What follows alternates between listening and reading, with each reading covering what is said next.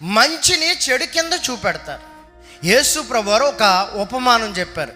ఒక ద్రాక్ష తోట ఉందంట. ఆ ద్రాక్ష తోటకి ఒక యజమాని ఉన్నాడంట, ఒక రైతు ఉన్నాడంట. ఆ ద్రాక్ష తోటకి ఏం చేయాలి?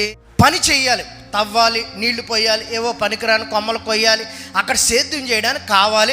ఎవరన్నా దొరుకుతారేమో అని సంతకి వెళ్ళాడంట. సంతకి వెళితే ఒక బెదర్ నుంచున్నాడంట. నుంచుంటే వస్తావా బాబు పని చేయడానికంటే వస్తానండి, అందుకని క్యారేజ్ తెచ్చుకున్నానంటే అతన్ని తీసుకెళ్ళి పనిలో పెట్టుకున్నాడు. ఎంతకి మాట్లాడుకున్నాడు? 100 రూపాయలకి మాట్లాడుకున్నాడు. వెళ్ళారు, పని మొదలు పెట్టాడు.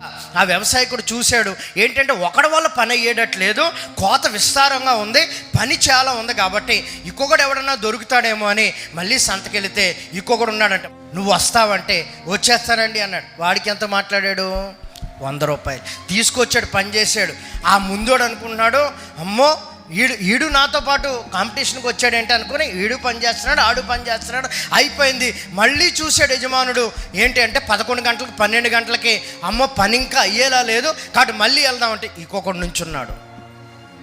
వాణ్ణి మాట్లాడుకొని మళ్ళీ పనిలో పెట్టాడు. ఇంకా ఆఖరి నిమిషాలు ఇంకో గంట ఉందనగా ఈరోజు ఎలాగన్నా పని ముగించాలి అని ఇంకొకడు ఉంటే బాగుంటుందని మళ్ళీ వెళితే మళ్ళీ సంతలో 4 గంటల వరకు ఉదయం నుంచి వాడు ఉన్నాడు. ఆడిని తీసుకొచ్చి పెట్టాడు. అంతా పని అయిపోయింది.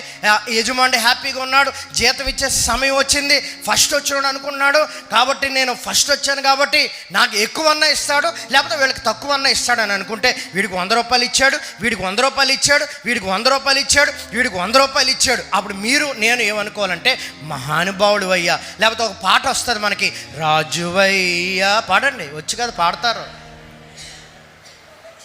ఏ పాట అది? రాజువయ్యా, రావాలా ఈ పాట?